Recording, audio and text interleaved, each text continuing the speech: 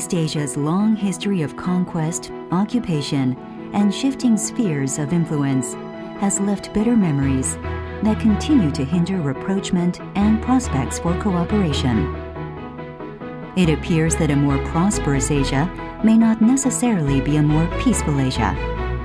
All of this begs the question, without resolving this historical baggage, can East Asia ever hope to truly enjoy lasting peace in what is often called the Asian century?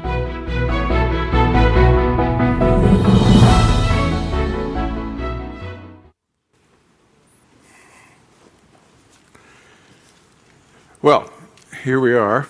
I think we'd all prefer another hour or so of that wonderful pianist and drummer last night. I know I certainly would. But our friends across the sea in Tokyo seem determined to provide a musical drumming entertainment of a different sort. And I think we need to honestly face up to what we're talking about. Anyway. I'm Chris Nelson. I'm hosting the first discussion of the morning on history, and I'll introduce the panel after I've made a few introductory remarks. So forgive me for that, but I think it's important to try to place some context, and then I want to remind us all of some of the cliches, perhaps, about history, because it helps us perhaps to understand some of what we're seeing. Just this week, you know, as we were flying out from D.C., on Monday, the Korean National Assembly passed a resolution condemning the Japanese government for the current round of Yasukuni visits. The Prime Minister yesterday, I believe, not in response to that, but sequentially it happened, announced that the government would move on his long-cherished goal of revising the basic education law to remove the famous so-called neighboring countries clause. I'm sure we all know that text, but I'll read it anyway. It says, be considerate of neighboring countries, the interests of the international community, and global cooperation. Well, that's being removed. Why is that being removed? Assuming that goes along with it. This is a quote from the Prime Minister himself. Patriotism and love of one's homeland, which are the spirit of the revised basic education law, are not to be found. Well, with apologies to Faulkner, history is not the past, it's not even the present, it's still the future. I think that's what we're all going to be dealing with today. Now, indulge me just for another minute or so. That leads to really a number of the very famous sayings about history that I think are also relevant to, at least I hope it's going to be relevant to the discussion that we're going to have. Perhaps the most famous one is, those who do not know history are doomed to repeat it. There's another one that may be more relevant even to Abe-san's efforts. Every generation has to rewrite history from its own perspective. One of my favorites as an amateur historian is, history occurs first as tragedy, then as farce. I think what we're all increasingly worried about, all of us who are friends and allies of Japan, is that Abe-san is reversing that order, history as farce that could end in tragedy. What we worry about is that the revisionist deniers and the education statement about patriotism reminds us of another famous political aphorism. Patriotism is the last refuge of scoundrels. The notion that each generation has to rewrite history is critical to today's discussion. It's really saying that each generation has to ask itself anew, who are we? How did we get where we are? How did our past actions help form our present circumstances? These are important questions. And Japan, Abe would like Japan to ask them from his standpoint. But I think what we all worry about is that the Abe message underscores a major risk of using history for nationalist purposes. So the facts are tools to be used in what we might call national identity therapy. So the real facts become a trap. It's regrettable. Evil acts of the past must be rejected because they harm today's national spirit. So it's to this point that U.S. national strategic interest really kicks in the history dilemma. And it's the failure, the inability of Japan and South Korea principally, but also, of course, Japan and China, to deal with it rather than being trapped by the past. That's now directly harming rational alliance management. That was the going-in concern of then Assistant Secretary Kurt Campbell, who was sitting there yesterday. A year and a half ago, when some of this first started to come up, Kurt made very clear in both public and private that what he was most worried about when the comfort women controversy was renewed by a campaign to put monuments in the New York area, he was most worried about the alliance management aspects of that. He wanted to stay away from the facts of it. The facts are, that's where they are. Later, Kurt was saying, I think it was in private, to the Japanese government and to those of us who worry about these kinds of things, that he didn't want to see Abe-san and the nationalists push this question of the facts too far, because if they did, they would risk pushing the United States into making our own declaration of facts, something we had not done. And the alliance implication of that are obvious. I don't have to explain it. One of the dilemmas that we are all wrestling with now is why is Abe-san pushing these things now? It's a moment of increasingly dramatically severe geostrategic tensions with not just our Korean friends, but also our Chinese friends and our North Korean friends. Just when Japan's alliance relationship with South Korea and with the United States ought to be the foremost things in his mind, in addition to the foremost topic of any rational national government, and that is the domestic economy, he's pushing this history stuff. Why is that?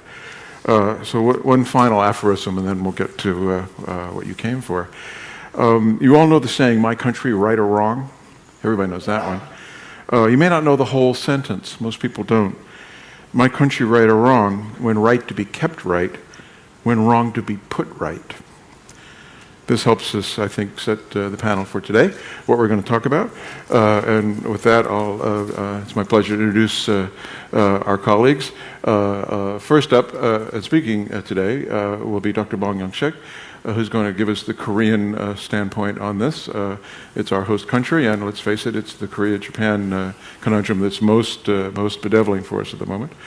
I'll then turn to General Pan, who you all know because he did such a wonderful job yesterday of discussing, I think, 2 or 3 issues. Every time I looked up, there he was on a panel. But as you know, he's currently Senior Advisor to China Reform and Director of Research Institute for Strategy and Management. I'll then turn to my dear friend Yuki Tatsumi, who will discuss, not defend, the Japanese point of view. I want to stress that. Yuki is here as a scholar who understands what she's looking at, and we hope she will explain that. And then last but not least, my good friend Mark Manyin from the Congressional Research Service, batting cleanup, is going to give the U.S. perspective. And as you know, the CRS specializes in being fair and balanced and not taking positions. So that's going to be the order of discussion. And I hope that we have plenty of time for questions. I have a friend here from the Mexican embassy, Colonel, I know you're here somewhere, because there we are. I've tasked him with reminding us that it ain't just Japan, Korea that have problems being neighbors. These history questions carry over to the Western Hemisphere, and he's going to remind us something about the Mexico-U.S. so we don't all feel we're being picked on or put upon. So be ready. Well, with that, let's start with the Korea position. I think under the ground rules we're supposed to talk for 5 to 7 minutes. That leaves everybody a chance to comment on each other, and I hope it leaves time for good time for discussion with the audience. So thanks very much. Thank you. Good morning. I'd like to start my remark a little bit different from the way many of the presenters started yesterday. I'm not going to say thank you, Asan Institute, for organizing this, because I'm a member of the institute. Secondly, unlike many of the Korean experts commenting on the historical issues between those two countries, I'd like to first extend my gratitude toward the Japanese government for 2 reasons. One is that the recent actions taken by the Abe government it actually made this panel even more interesting and important, intentionally or unintentionally. I appreciate that. And secondly, the Japanese embassy in Seoul helped us, the Asan Institute, a lot for our organization of an international conference that compares the historical reconciliation between Germany and Poland, and lacking comparable progress between the two countries, Japan and South Korea, last year. And that day happened to be the Japanese emperor's birthday. But despite extremely busy schedule, the Japanese embassy sent Minister Kanehara, who graciously agreed to deliver message of reconciliation and friendship to the general audiences during the conference, despite the fact that he was jeered and yelled by some quote-unquote patriotic Koreans. I made a comment during the conference that there must be something wrong that Koreans do not use the official title of the Japanese emperor. In the Korean media, it is not Japanese emperor, but Japanese king. But on the other hand, until very recently, and still by some opposition party members, that it is argued that it is appropriate to call the leader of North Korea by their official titles, not just Kim Jong-un or that guy, but Chairman Kim Jong-un, following the international standard. So I personally think that it is a very unfortunate reality in which two Koreas and Japan try to improve the status of their bilateral and trilateral relationship. On that note, I'd like to just direct your attention to how South Koreans think of the possibility of Japan and South Korea potentially improve their bilateral partnership by even temporarily and conditionally overcoming the burden of history.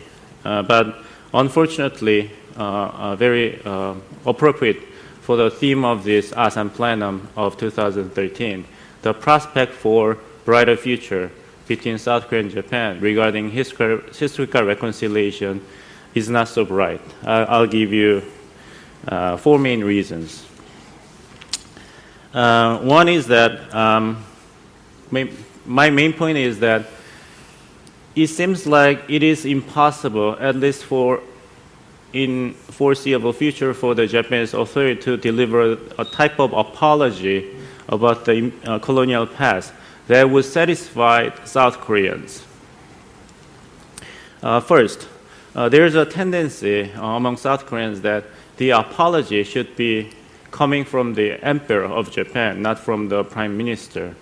The reference points in history is the apologies delivered by Japanese emperor in 1984 and 1990, something that would transcend that 2 cases of apology delivered by the symbol of the state of Japan is kind of a demand made by the South Korean public. And I think it is very difficult for the Japanese government to consider this to meet the expectation of South Korean people. Second obstacle is that the Dokdo, the Japanese call the Takeshima, predominates the psychology of South Koreans. According to the Asan Institute's annual survey conducted last year, with the question, what do you think is the biggest obstacle to the development of Korean-Japanese relations? 60.5% of South Koreans responded that Dokdo is the biggest obstacle. And 7.5% said that it's comfort women issue, and 32% nominated historical textbooks in Japan. So as long as there's no discernible progress with regard to the sovereign status of Dokdo, then no matter what progress both governments may make in other areas of the bilateral relationship, then the historical antagonism appears to be continuing for a while. But Japan's Dokdo issue is not the only territorial issue that Japan is related to, right? There's a Northern Territory issue with Russia and the Senkaku/Diaoyutai with China. And Japan's bargaining positions in all three island disputes are rather contradictory. So I don't think that Japan will come up with a kind of silver bullet to satisfy, harmonize its own bargaining positions across all three island disputes. A third issue is that if the Japanese government in some ways denies the significance and the spirit of the Murayama Statement of 1995, it will immediately generate devastating effect on the front of historical reconciliation between the two Koreas. But conversely, if the Japanese government maintains the status of the Murayama Statement, it would not do much good to earn the credit and respect from South Korean public. So denying will be extremely destructive, but acknowledging the Murayama Statement's importance may not really cut it. The reason why I argue this is that there's a very little appreciation or understanding of the Murayama Statement among South Korean people. According to another survey that we conducted, in response to the question, have you heard about the Murayama Statement that was issued in 1995? Only 14.3% of Koreans said that, yes, they heard about the Murayama Statement.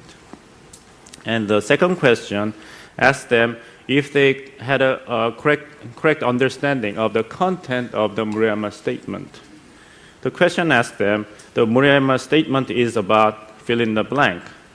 And 25% of Koreans who said that they heard about the Murayama Statement said that they believed that the statement was about Japan's promise to give up their argument for the Japanese sovereignty over the Dokdo Island.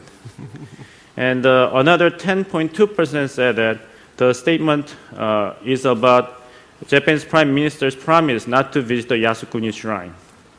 And 8% believe that the statement was about improving the trade and cultural exchange between the two countries. And 4.5% believe that the statement regards Japan's pledge to return the Korea's national treasures taken by Japan during the colonial period. So in combination, only 2.8% of Koreans heard about the Murayama Statement and has the correct understanding about the statement. So acknowledging the importance of the Murayama Statement would only satisfy 2.8% of South Koreans. Final point is that the political institutions that defy a bold and visionary leadership on both South Korea and Japan. How many, my students in my introduction to Korean politics and democracy used to protest to me that it is unfair for me to ask in the midterm exam to name all the political parties for the 10 years in existence in Korean politics. Well, I can be criticized if I would ask the question in the midterm exam in the course on Japanese politics. Name all the Japanese prime ministers for the past 25 years. You cannot really have any visionary leadership to make a bold stance on historical reconciliation in such an institutional setting. Youngshik, I suspect most Japanese couldn't name all 25, but that's maybe I'm another talking issue. about Korean students. Yeah, right. Perhaps saying Japanese students too. Yeah, sorry. For the past 7 years, we have 7 different prime ministers in Japan. Oh, yeah. But the situation in South Korea, in terms of political institution, is not any better. We have a little over 290 members of National Assembly to serve 4-year term. But in terms of size of the electoral district, Korea is only, 197th of the Indiana, United States. It's as big as the state of Indiana. And Indiana, has 2 senators, but Korea has more than 290 members of the National Assembly. And if Tip O'Neill is correct and all politics is local, and it is absurd, irrational to ask these National Assembly members to think big about historical reconciliation with Japan. Mm-hmm. So in combination, the prospect for Japan and South Korea to overcome the burden of history in near future is not that bright. Thank you. Thanks very much. That reminds me, our friend Jennifer Lind, who many of you know, has written a book called Sorry States that certainly seems to show, in Asia at least, that the politics of apology is enormously difficult, and that within the Asian context, particularly the Korea, Japan, China context, sometimes even the best efforts at apology just end up making more problems. And it reminds us of yet another cliche that I could have thrown into my opening list of cliches that I'm not entirely sure is true, but it explains a lot about attitudes, and that is that our Korean friends demand of our Japanese friends an apology that the Japanese cannot give, but which if they did, the Koreans would not accept. And I think psychologically that remains a hell of a problem. I'd like to ask General Pan to speak to, to speak to the Chinese view of this history dispute, not necessarily on the Japan-Korea aspect of it, because there's quite enough going on with Japan-China. So if we could ask you to give 5 or 6 or 7 minutes on that, that would be terrific. Thank you, sir. Thank you. Well, I guess that history is one of the most philosophical textbooks for any country who try to formulate a sensible foreign and security policy. So I think that learning history, learning the lessons or experiencing history would always be the rich source for that policy. But I think, unfortunately, modern history, that we had so many tragedies in East Asia caused by the Japanese aggression. And the problem is, many Chinese are wondering why the Japanese are so obstinately refusing to face the history, modern history, the history in modern times. Today, many Chinese here back at my home are wondering whether Japan today is just something like 1930s. The country seemed to have besieged by a lot of domestic problems, by the loss of the 2 decades of economic development, and it seems to all be losing its leverage by this economic downturn and by the shifting balance of force in the region. And therefore the country seems again to be hijacked by the rightist forces. And in Japan today, you don't hear other voice, only the voice seems to be so strong, calling for rewriting the constitution, strengthening military strength, restoration, the honor of Japan, and etc. All I want to say is that any nation which dares not face squarely the history will have no future. But the consequence will not only confine to Japan itself, but also to the regional peace and the stability. So I think that is the greatest concern for China, and hoping that what we are be seeing in Japan is just kind of passing episode in the power restructuring in this region, which would have important bearing in the shaping of the future power architecture in the future. My second point is, what about the role of the United States in this history issue? I noticed that just a couple of days ago, an editorial by Washington Post criticized Japan being too nationalistic and trying to evade the history. And the Post asked the question, why Japan cannot face the reality or face history like Germany? And seeking reconciliation with its neighbors. I think this is a good question. The question being asked by many, many people in China, by South Koreans, and by the international community. But I was interested that this time this question was asked by the Americans. Because in my perspective, the American has a role in this history issue. Now, if you recall just a little bit about the history, right after the end of the Second World War, China was the center of gravity in United States Asia policy.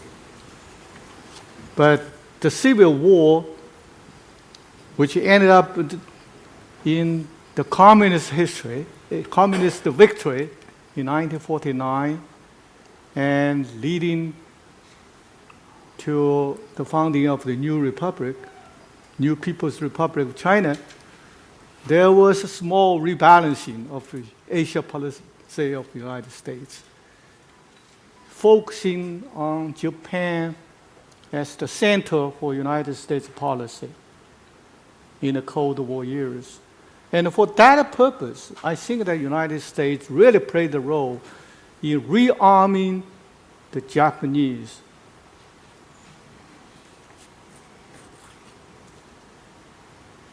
And I think that Washington pretend not to see many things that will not be available in Germany. And that leaves a lot of room for the preservation of this militarist kind of soil. Yasukuni pretend not to see a problem. And I know that many the imperialist generals and high-ranking officials continue to serve in the Japanese government and also in many Japanese corporations. So the question is a good question, but I don't think that the Americans are aware their role and the responsibility of letting the Japanese forget in the history, unlike the Germans. My third point is China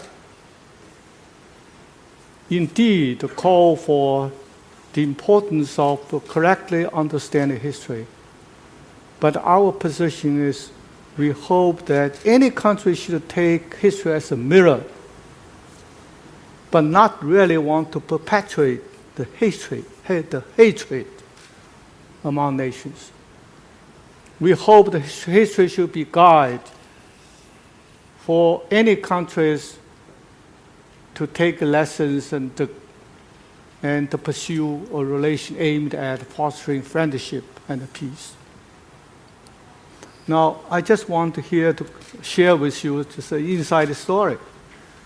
So during our difficult times, during the last decade, many times, when many Chinese feel that our government was too soft towards the Japanese provocations, And a lot of demonstrations actually took place on the street in China.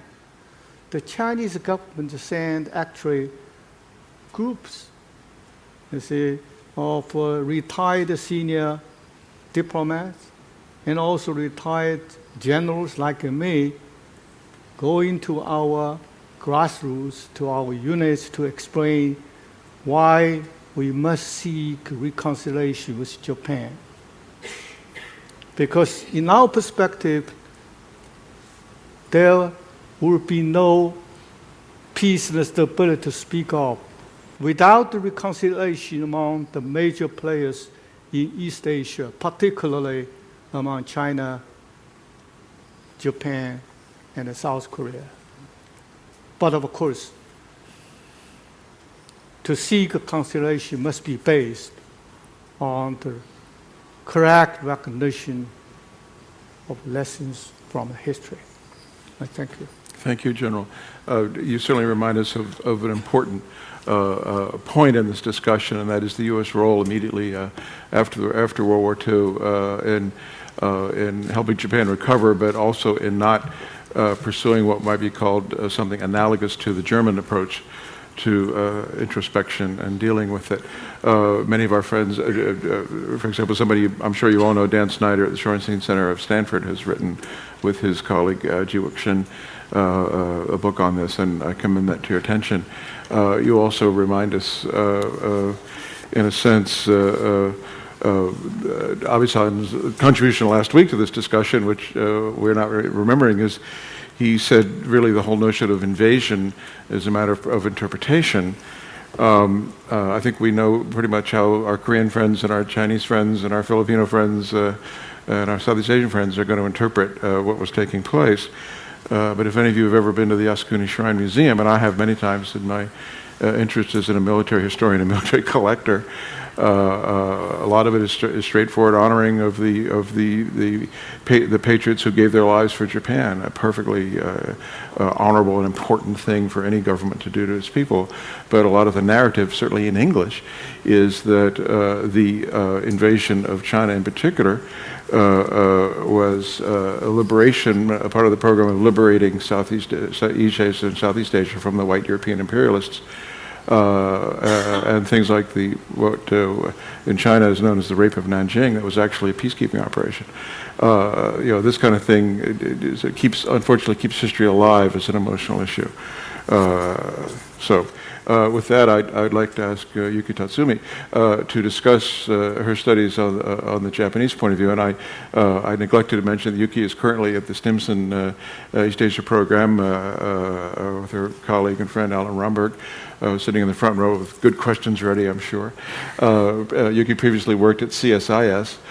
So I assume the next stop is Brookings, right? Or the White House, perhaps. We can always hope. She's the author of Japan's National Security Policy Infrastructure. Can Tokyo meet Washington's expectations? That's always a question. Of course, can Washington meet everybody else's expectations? So with the understanding that Yuki is going to discuss Japan's situation without being in the uncomfortable position of defending necessarily Abe-san's and the nationalist position. Yuki-san, over to you. Thank you, Chris. 안녕하십니까? 오늘은 이 회의에 초대해 주셔서 감사합니다. Thank you, Asan Institute, for inviting me to give me this opportunity. When I received this assignment, no Yasukuni visit, no textbook flare-ups, and still I found the topic to be very challenging. And Mr. Abe and his friends must have known that I will be doing this panel. So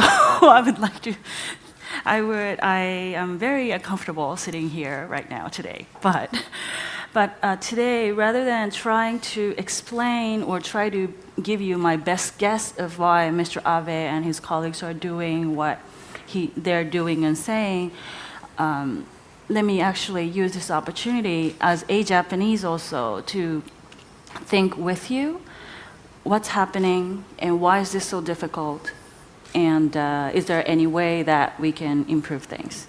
With that, let me start off by reading 3 quotes. Quote 1 is, during a certain period of during a certain period in the not too distant past, Japan, following a mistaken national policy, advanced along the road to a war, only to ensnare the Japanese people in a fateful crisis, and through its colonial rule and aggression, caused tremendous damage and suffering to the people of many countries, particularly to those of Asian nations. In the hope that no such mistake be made in the future, I regard in a spirit of humility these irrefutable facts of history and express here once again my feelings of deep remorse and state my heartfelt apology. Allow me also to express my feelings of profound mourning for all victims, both at home and abroad, of that history, unquote. The second quote that I would like to share with you goes as follows. In the past, Japan, through its colonial rule and aggression, caused tremendous damage and suffering to the people of many countries, particularly to those of Asian nations. Sincerely facing these facts of history, I once again express my feelings of deep remorse and heartfelt apology, and also express the feelings of mourning for all victims, both at home and abroad, in the war. Last statement that I would like to quote is as follows. I would like to have courage to squarely confront the facts of history and humility to accept them, as well as to be honest to reflect upon the errors of our own. Those who render pain tend to forget it, while those who suffered cannot forget it easily. To the tremendous damage and suffering that this colonial rule caused, I express here, once again, my feelings of deep remorse and my heartfelt apology. These three statements have been made by three different prime ministers from three different political parties within the span of past 17, 18 years. The first quote came from the 1995 Murayama statement that became very popular all of a sudden. Second one was made by Prime Minister Koizumi back in 2005. And as you recall, Mr. Koizumi also caused quite a stir by his repeated visit to Yasukuni. And actually, some do say that he triggered the current cooling and downfall of Japan-China political relations.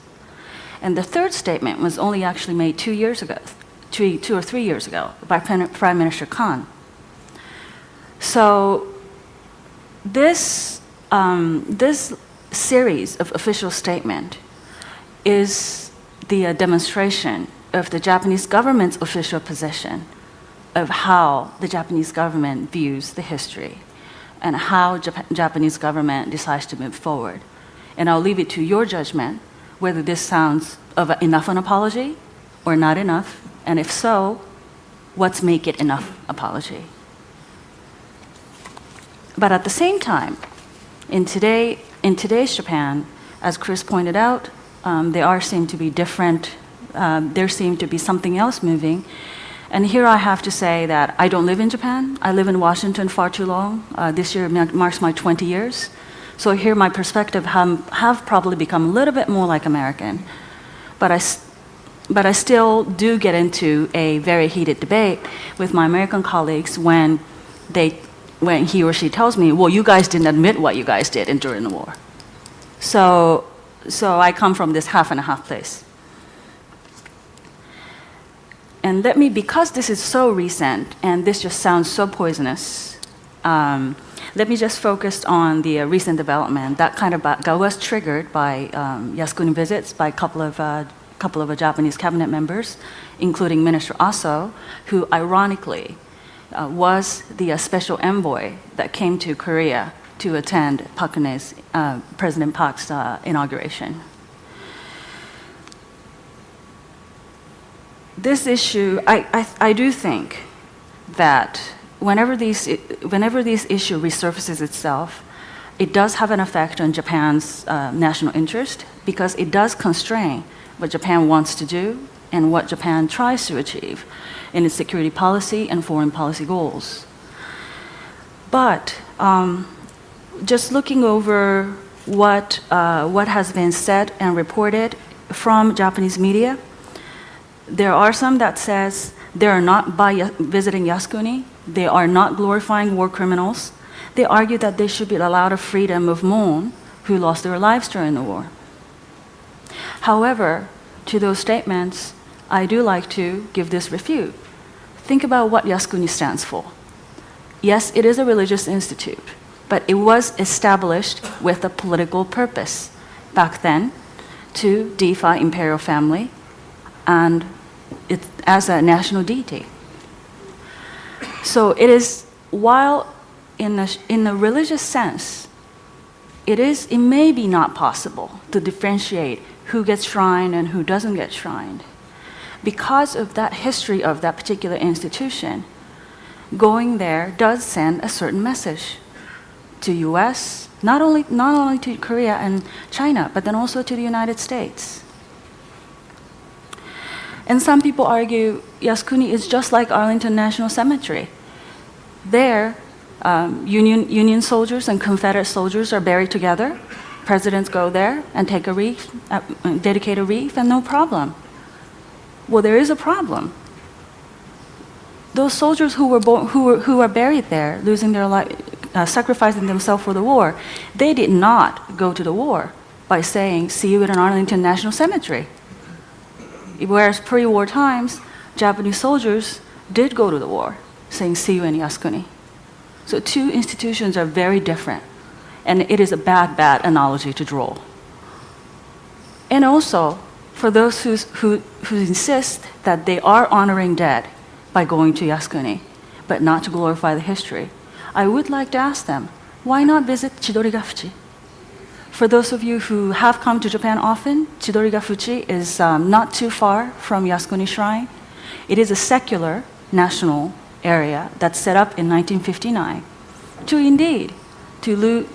honor and mourn everybody who lost a life during the war, including those whose identification cannot be made. So if you think that you are really honoring the dead who lost their lives during the war, why not go to that institution also? Why only to go to Yasukuni? It just doesn't make sense to me.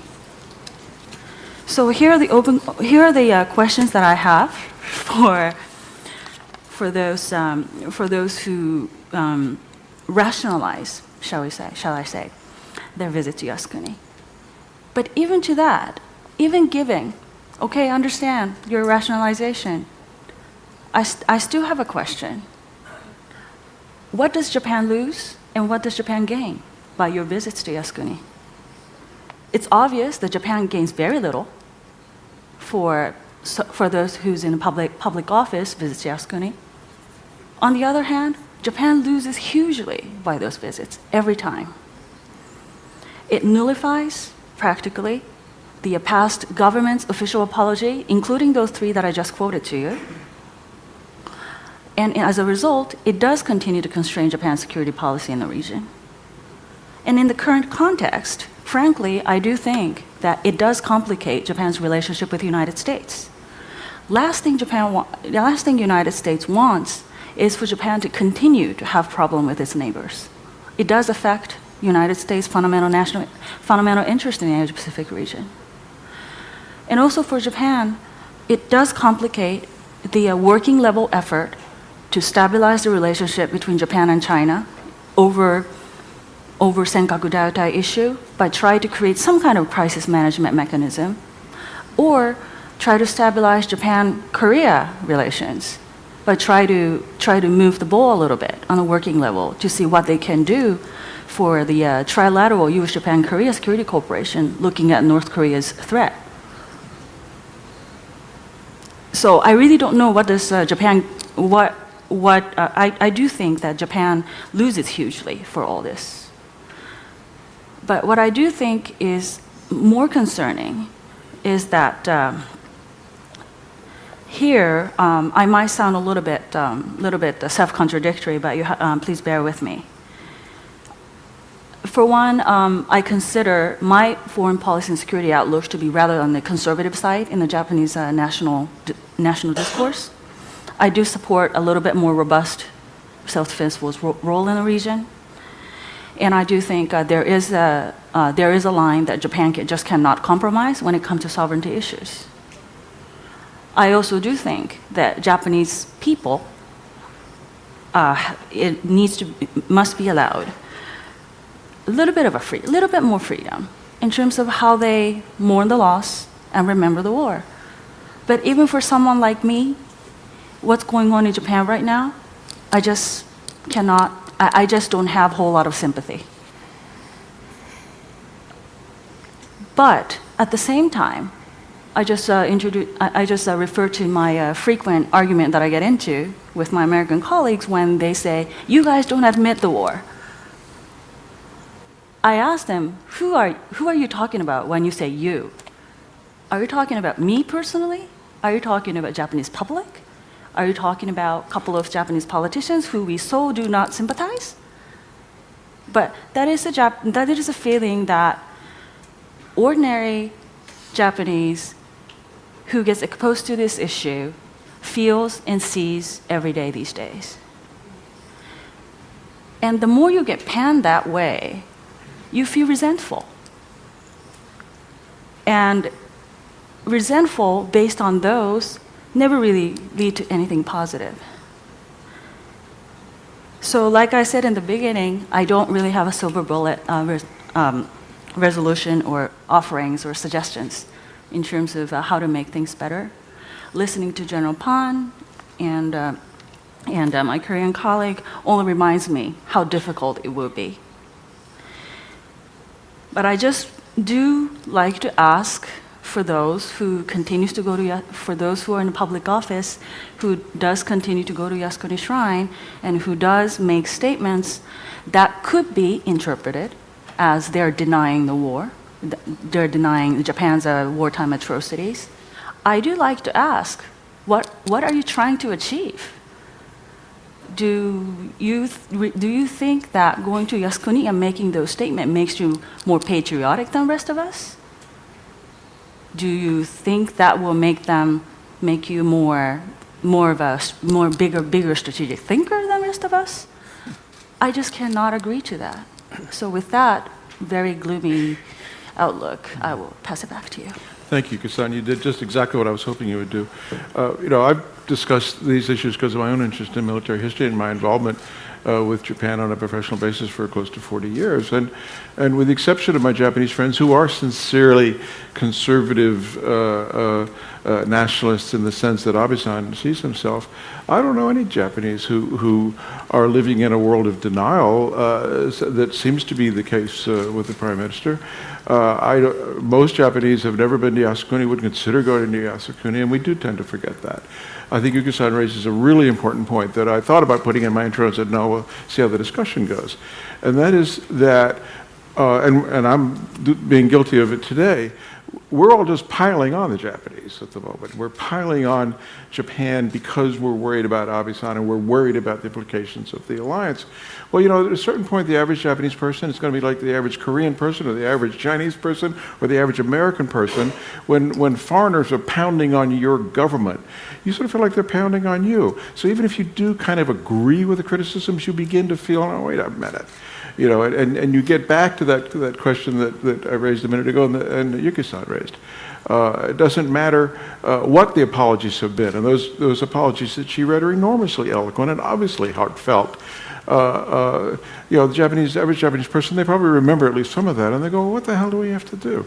Now, she also makes the really important point that, unfortunately, the continued revisiting of these sorts of things by subsequent politicians tends to cut off at the knees the previous apology, and I think that's one of the dynamics that we're really dealing with.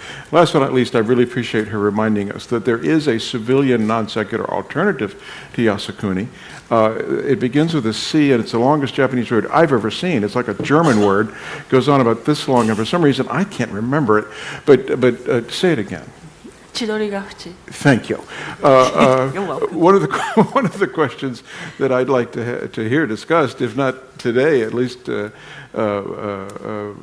what can we do, is does Ambassador Roos or Caroline Kennedy, do they go to that sea shrine with the emperor and make a point of that? Is that one of those things that might help solidify a non-political, non-religious honoring of Japan's war dead? You know, there's 2.6 million names in Yasukuni. A people, a polity has a duty to honor the dead, you know? So we do need to consider that. And we need to consider that as we're trying to help our Japanese friends get through this, that it doesn't look like we're just kicking the crap out of them, because that's not going to help it either. So with that, let's turn to Dr. Mark Manyin, our dear friend at Congressional Research Service. He's a specialist, obviously, in Asia. He wouldn't be here. He served as the head of the Asia section and survived it for 2 years. And Mark is an all-purpose adult supervisor on almost anything North Asia. Whenever I have a question on Korea or Japan or trade policy or what's up with TPP or what's happening with the Norks, as we affectionately call our friends in North Korea, Mark is a regular on my discussion circuit.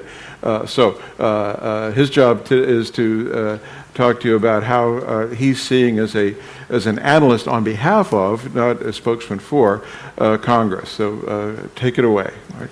Thank you, Chris, and thank you to the Asan folks for hosting this wonderful event. As Chris said, I don't speak on behalf of my organization, the Congressional Research Service, or the 535 members of Congress, or the thousands of staff who work for them. With one exception, if you don't like anything I say, it's all Michael Schiffer's fault over there. That's right. It's all Michael Schiffer thinks that if he sits over there on the far right, nobody or left, nobody's going to notice him, but we know he's there. Right. Going last, batting cleanup is always a challenge because I have this beautifully elegant and eloquent speech written or talk written here, but of course many people have taken my talking points, so I apologize if I jump around a bit to try and fill in some gaps and also take out some things that have been said already. Let me step back a little bit. What I think I'll do is I'll just run through all of the 4 countries, the fourth being the United States, because as General Pond said, we have a role both in the formation of the history and also in how it's dealt with today. But let me start with China first off, because I think it's important. We're spending so much time appropriately focused on Japan, but I think it's also important to realize that in some ways, all this talk about World War II, in the pre-war era, Japan's role and how they are acknowledging or not acknowledging certain aspects of that is a distraction from a big challenge in the future, which would be a reassertion of a Sinocentric view of history and the way that the region should be organized. Gilbert Rosman, he's written terrific work on this, so if you have a question, maybe Gil, you can ask it later, or you can go up and talk to him later as well. And I think we see this in the context of China's claim by some entities in China to the Goguryeo kingdom, Korean kingdom, that there's a claim that this was actually a Chinese kingdom.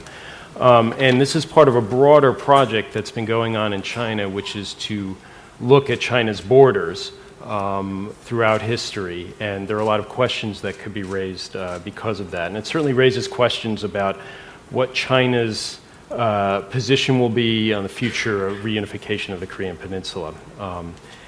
There's a lot more I could say on this, but I'll just say that sometimes in looking at the way the Chinese government treats Korea, it creates concerns that if China isn't careful, that 10, 20 years from now, they will actually have to deal with a very strong anti-Chinese movement here in South Korea.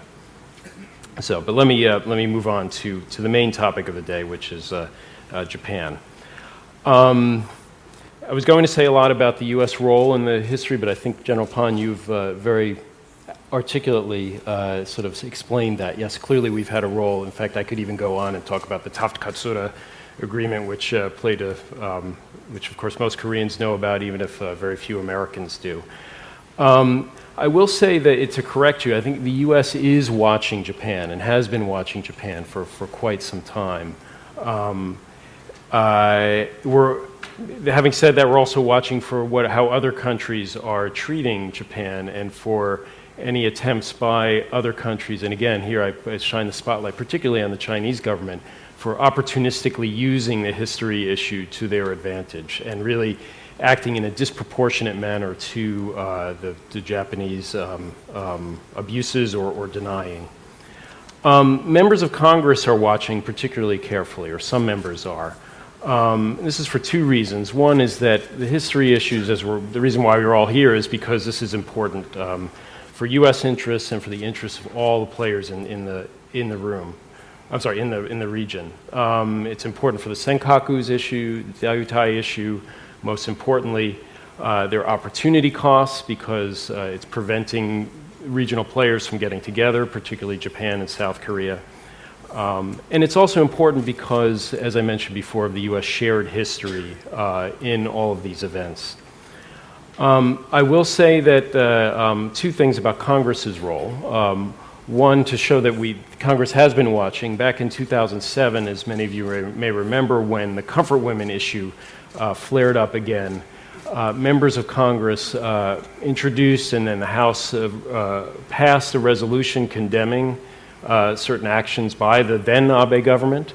And this played not an insignificant role in Abe's downfall later that year, because it really called into question one of the central tenets or pillars of his government, which is that I know how to do the U.S. I know how to solidify the U.S.-Japan relationship. This called that into question. I will add also that, of course, next week, President Park Geun-hye will be addressing the joint session of Congress. This will be the 6th time that a South Korean president has made such an address. No Japanese prime minister has ever addressed a joint session. There were some efforts in the middle of the last decade to have Prime Minister Koizumi do that, but it was in part because of the history issue that this did not happen. So it's also a good reminder that there are a lot of there are clearly problems on history issues that the U.S. has with Japan, but despite that, that has not gotten in the way of maybe not a reconciliation, but certainly a deep, deep friendship between the two countries. Okay, real quickly, I just got a signal that I have to move on. We've got the 15-minute mark, so okay. You got 5 more minutes to resolve all issues, and then we're going to get the questions. First, Japan.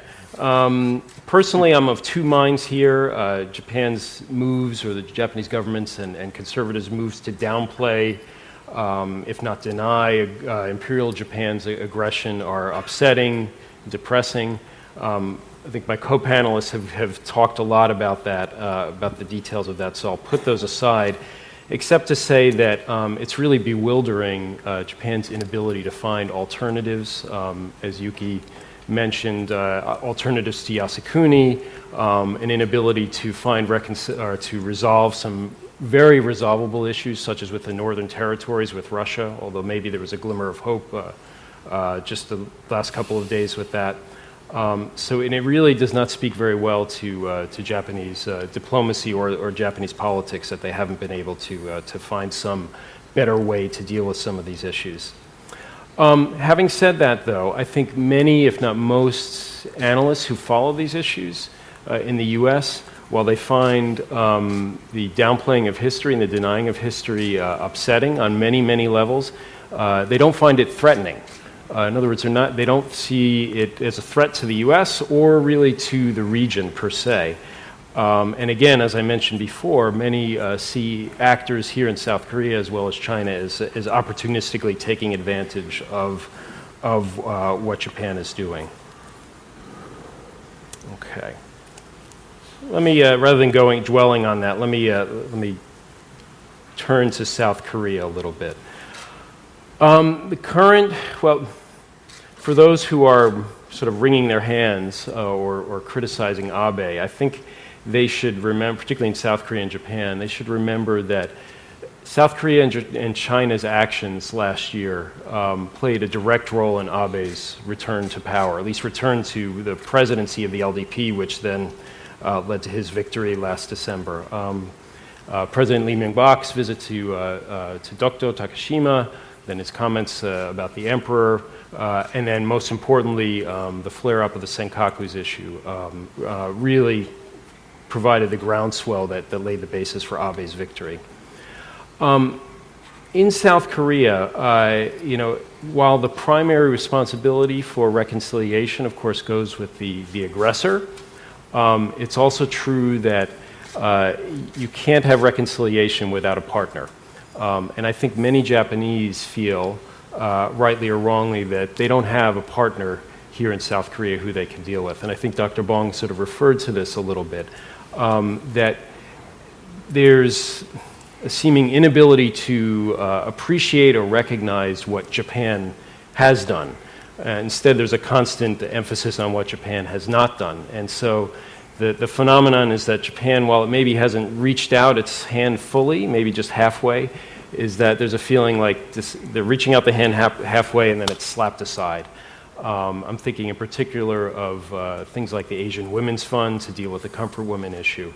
And so, unfortunately, what that has done is it's created a dynamic where there's very little incentive for moderates on the history issue in Japan to speak because they're constantly being undermined, or they have been undermined.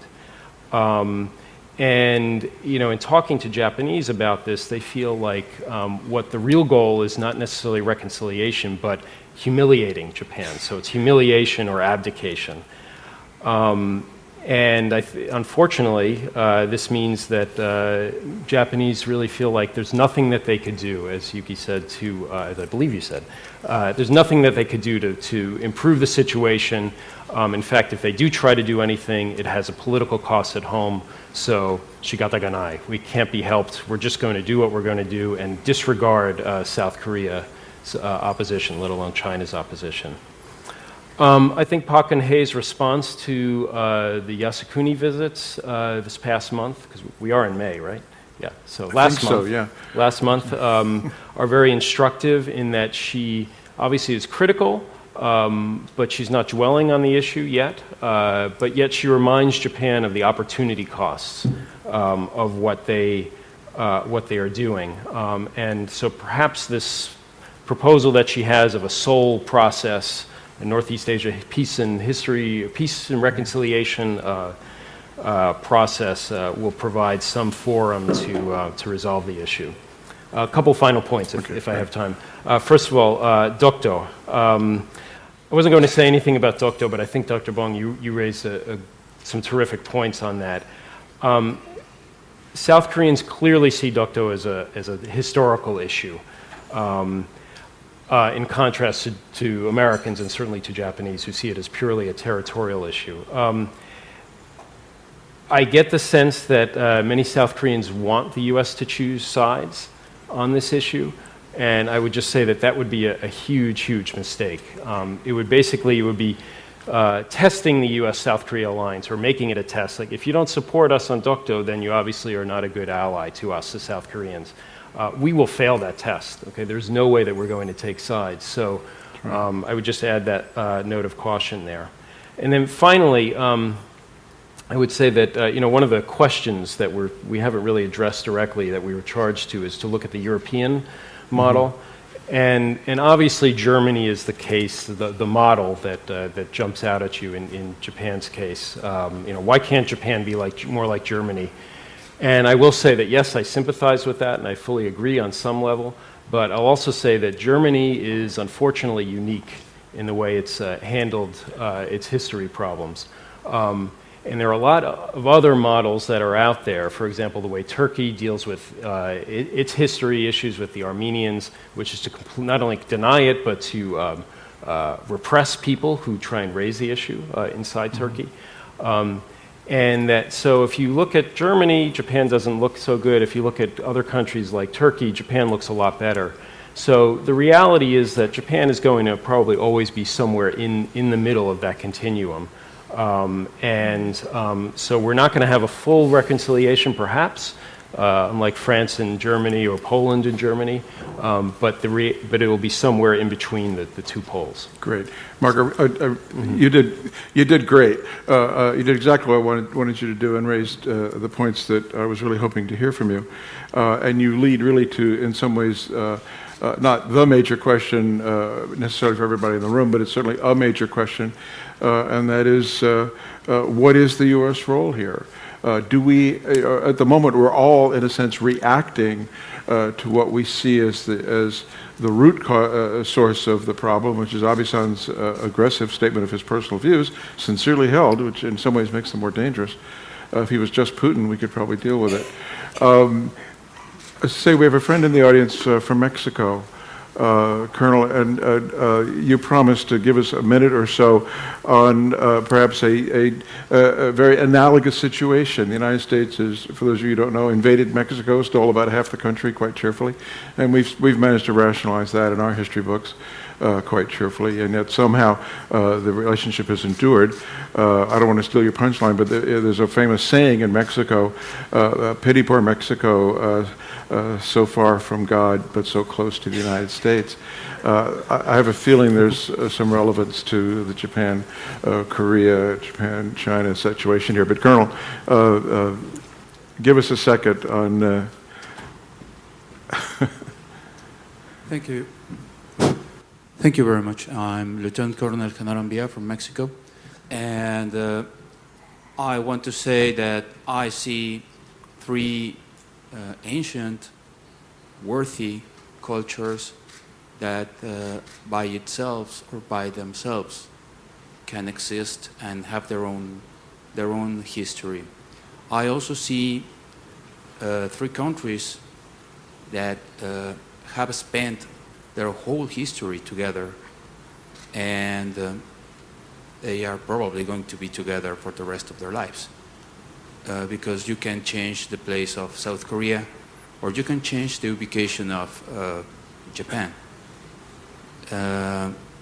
In geopolitics, destination comes from your ubication, so you have to live together. The example that I'm going to take is, well, Mexico, U.S. If there is a difficult relationship, it's the one that we have, but we actually need each other for the big things and for the small things. And when it comes one American talking with one Mexican, we can actually be really, really good friends. The problem is when we are talking about, in groups or as a country, that the national interests come, but we have overcome that.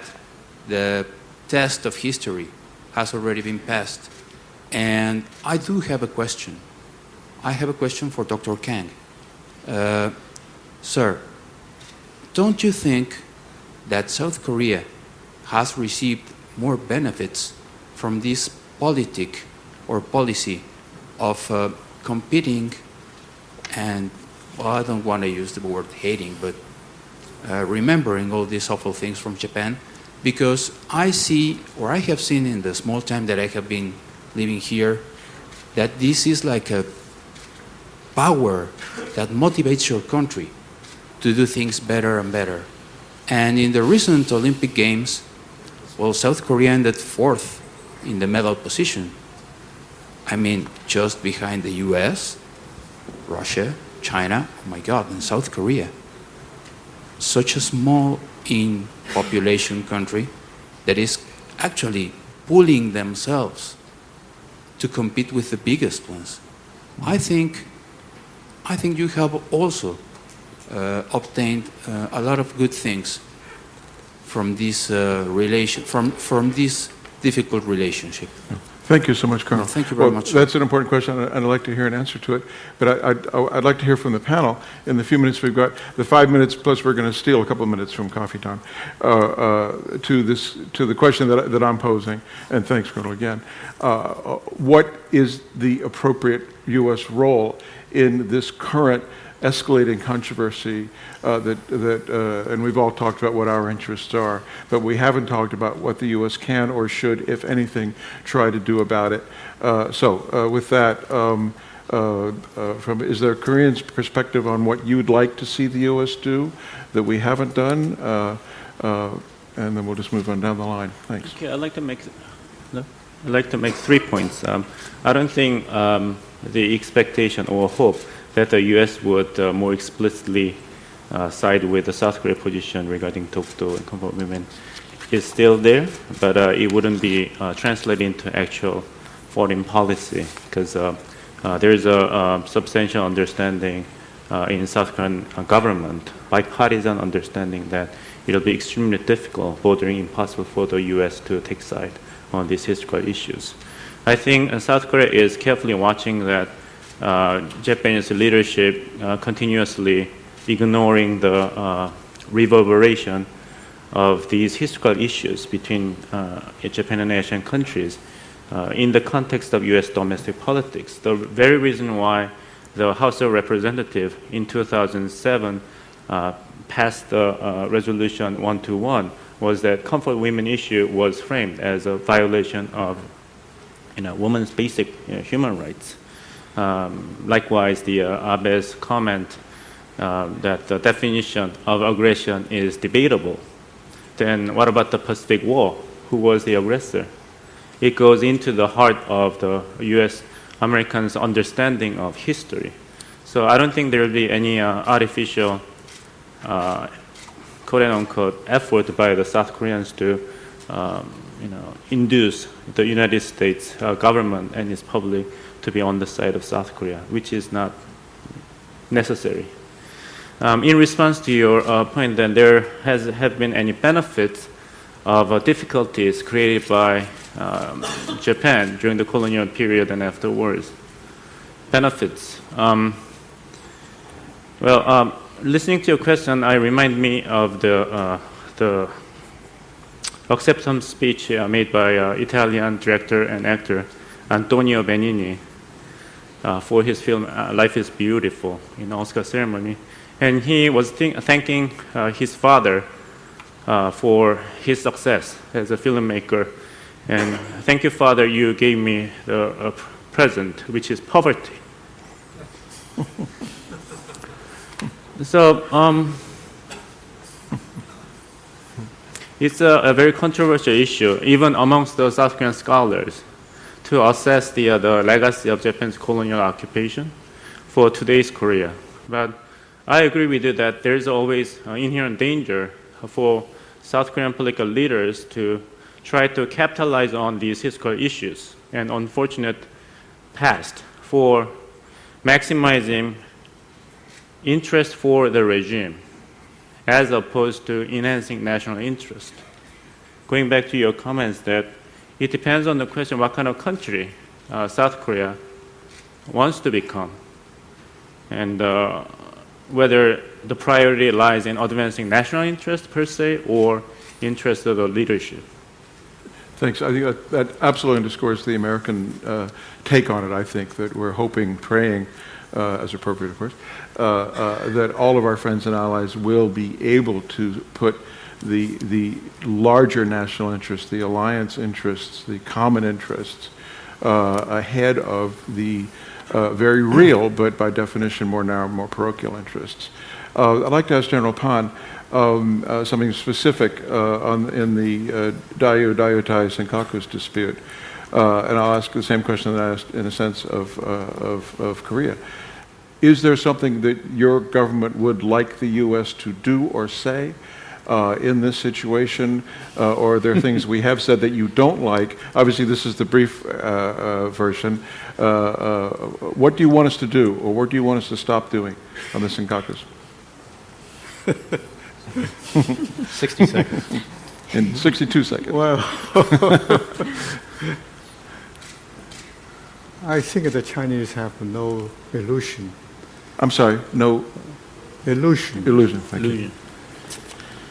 that the United States will take the correct courses, as we understand, on that issue. Mark didn't respond to my question. What kind of role the United States had played and still plays in stoking up this kind of sentiments in Japan? Or he seemed to shovel all the responsibility to China.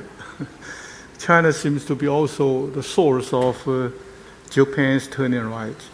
It may make some sense because United States and Japan, as I said the other day, seems always a kind of paranoid, as if so-called China's rise would invariably at the expense of their interests. So I think that the United States today seems to be very ambivalent towards this issue. I think that the pivotal to the Asia provide strong incentives for the Japanese government take advantage of the United States position to rewrite the Constitution and upgrading its military strength, which actually to the liking of the Americans. But on the other hand, the United States doesn't like this kind of, the attitude of denial of history, because the denial of history also means denial of the post-war world order. And I don't think the United States like that. So,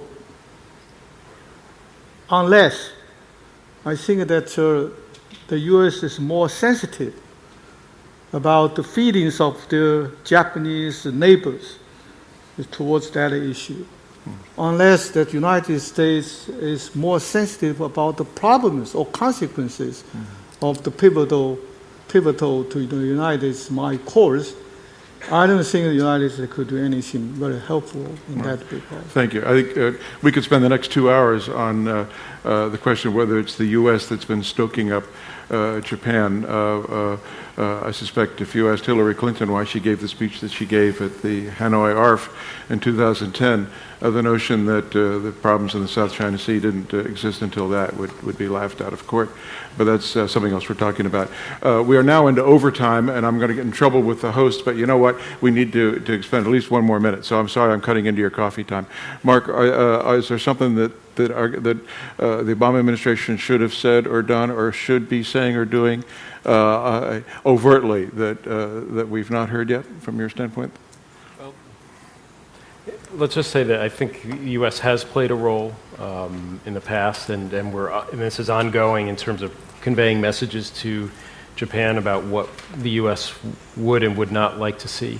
And in a way, we sort of, being an outsider and yet an insider, that gives us a somewhat unique position. And I guess, Ambassador Togo Kazuhiko has talked about the U.S. being sort of a mediator-judge role, and we could sort of keep playing that. It's almost like a referee in a football or soccer match, being a line judge. If one side goes out of bounds, we sort of raise a flag and call attention to that, and that may be perhaps the most appropriate role in general that we could play. Revising the Kono statement or the Murayama statement, I mean, clearly a message has been sent and can continue to be sent on that role. But we wade into these history issues overtly at our peril for a whole variety of reasons, which we don't have time to go into now. So because of that, perhaps the most useful thing we can do is sort of to play that line judge role for now. Right. Yuki-san, final word.